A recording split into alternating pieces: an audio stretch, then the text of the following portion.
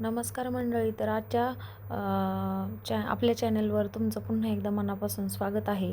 आणि आजचा व्हिडिओ थोडासा वेगळा आहे, कारण आषाढ महिन्यात देवदर्शनासाठी आम्ही घरातून निघालो होतो. आणि या प्रवासात म्हणजे गाडीवरूनच जाणार होतो. तर या प्रवासात आम्ही काय काय क्षण अनुभवले आणि कोणती सुंदर देवस्थानं आम्ही पाहिली, तेच मी तुमच्यासोबत शेअर करणार आहे.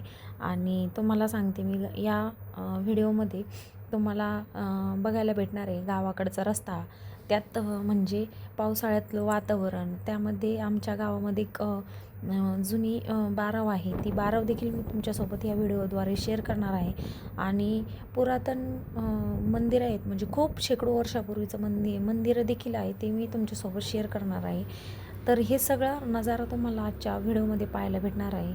आणि त्यामुळे तुम्ही हा व्हिडिओ शेवटपर्यंत पहा आणि सगळा व्हिडिओ पूर्ण पहा. आणि शेवटला तुम्हाला कसा वाटला ते मला कमेंट सेक्शनमध्ये नक्की सांगा. आणि विशेष म्हणजे देवदर्शन करत असताना पावसाने देखील आमची साथ दिली. चला तर मग वेळ न घालवता मी तुमच्यासोबत आजचा हा पूर्ण दिवस तुमच्यासोबत शेअर करते. तर मंडळी, सकाळी देवदर्शनासाठी लागणारी सगळी तयारी करून ठेवली होती. मी ऑफिसमधून आल्याच्यानंतर आम्ही दुपारच्या वेळेत जाणार होतो.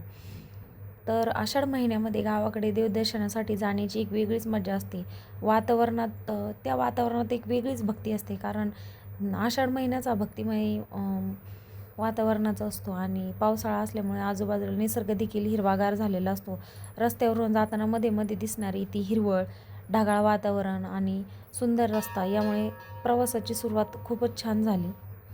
सगळ्यात सुरुवातीला आम्ही मळगंगा मंदिरामध्ये गेलो. आणि मंदिरात पोचल्यानंतर सर्वात आधी देवीचं दर्शन घेतलं, पाया पडलो आणि त्या ठिकाणी देवीला नैवेद्य देखील दिला. खरं सांगायचं तर देवासमोर काही क्षण शांत उभं राहिलं की मनाला खूप समाधान मिळतं. आणि आजचा दिवस देवदर्शनासाठीच असल्यामुळे मनात एक वेगळाच आनंद होता.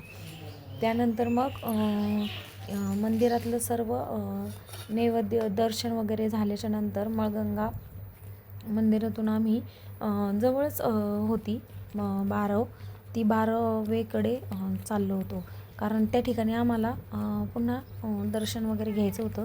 आणि मी तुमच्यासोबत ती कशी दिसते याचं थोडीशी क्लिप्स देखील शेअर करणार आहे. आणि गावाकडे अशा जुन्या वास्तू आजही पाहायला मिळतात आणि त्याचं एक वेगळंच महत्त्व आहे. आजूबाजूला किती आधुनिक बदल झाले तर अशा वस्तू आपल्या गावाचा जुना इतिहास आणि आठवणी जपून ठेवतात. म्हणूनच थोड्या वेळ इथं थांबून छोट्याशा क्लिप्स मी तुमच्यासोबत शेअर करते. त्यानंतर आमचा प्रवास पुन्हा चालू झाला आणि आम्ही एका ठिकाणी जात होतो. पावसाळ्यामुळे रस्त्याच्या दोन्ही बाजूला हिरवळ दिसत होती आणि मध्ये मध्ये आकाशात काळे ढगही दिसत होते. अशा वातावरणात गाडीवरून प्रवास करण्याची मज्जाच काहीशी वेगळी असते. आता यानंतर आपण एका ठिकाणी जाणार आहोत आणि ते ठिकाण म्हणजे एक खूप जुन्या काळचं मंदिर आहे. म्हणजे त्याला बरेच दिवस झालेले आहेत त्या मंदिराला, आणि ते खूप असं उंचावर आहे. त्या ठिकाणी कोणी जात पण नाही, असं मंदिर मी तुम्हाला दाखवणार आहे.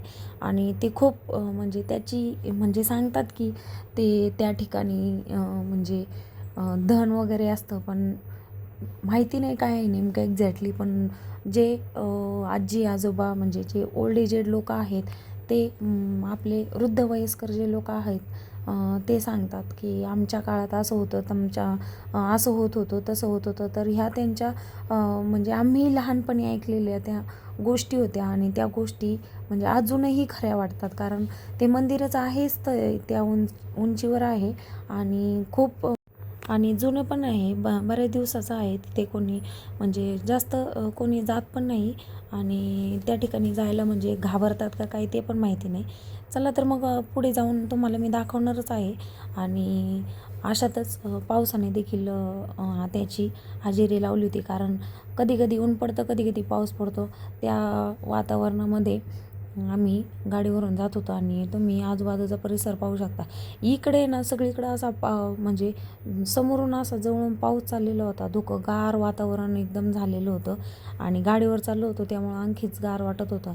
आणि पावसाळ्यामध्ये निसर्ग इतका सुंदर दिसतो की जिकडं बघावं तिकडं नुसती हिरवीगार अशी हिरवाई दिसून येते. आणि अशा वातावरणामध्ये फिरण्याची मजा देखील काहीशी वेगळीच असते.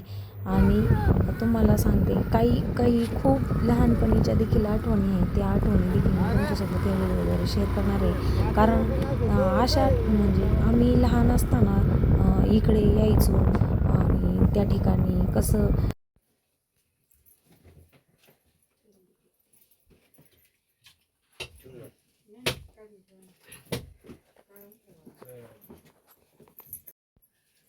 चल भाई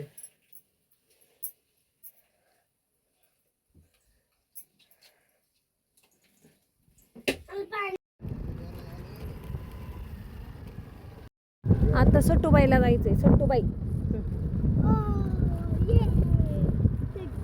पहिलीच आखाड महिन्यात इकडं इथं नाही का आंब्याचे झाड असायचे. मग तिथं जेवायला आणायचे वनभोजन. श्रेयन ते जाणार आहे ना आता उद्या इकडं पवन चक्कीवर चंद्रपूरला. तिला म्हणलं ना इथं चांगलं झालंय आता. पहिलं वड्यातून जावं लागायचं.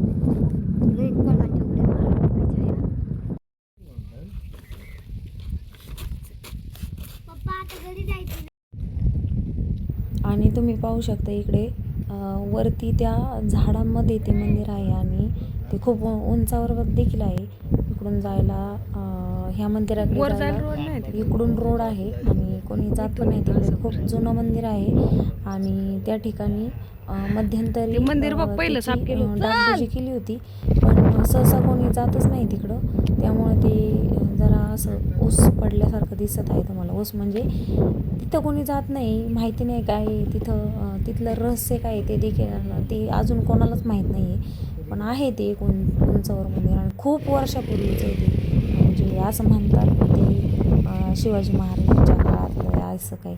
म्हणजे ह्या सगळ्या कथा आहेत, पण ते ॲक्च्युअल त्याची काय कहाणी आहे ही मला माहिती झाल्यानंतर मी नक्कीच तुमच्यासोबत शेअर करेल आणि तुम्हाला देखील सांगेल त्यामागचं रहस्य काय होतं नेमकं ते.